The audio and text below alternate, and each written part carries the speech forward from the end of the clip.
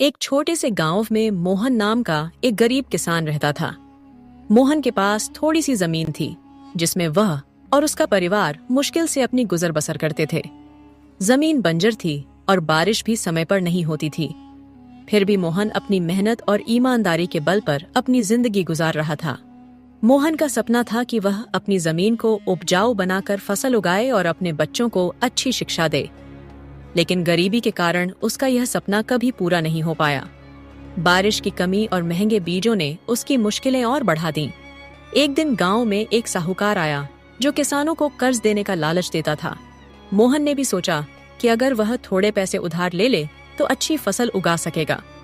उसने अपनी जमीन को गिरवी रखकर साहूकार से कर्ज ले लिया। पैसे से उसने अच्छे बीज और खाद खरीदे और जी जान लगाकर खेती करने लगा।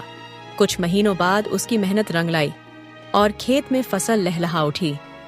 मोहन और उसका परिवार बहुत खुश था।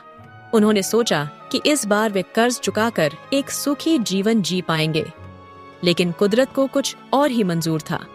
फसल पकने से पहले ही एक भयंकर तूफान आया और सारी फसल बर्बाद हो गई।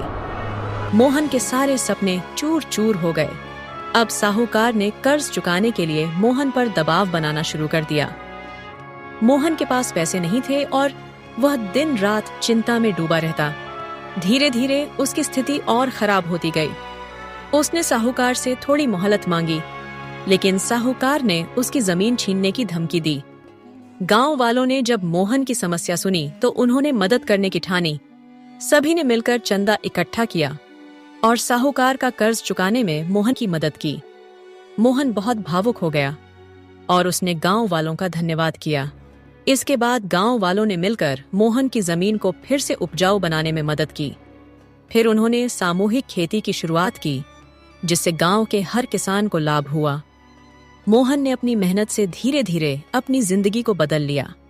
यह कहानी हमें सिखाती है कि मुश्किलें चाहे कितनी भी बड़ी क्यों न हो, यदि हम मिलजुल कर काम करें और ईमानदारी और मेहनत से काम करें तो हर समस्या का समाधान संभव है।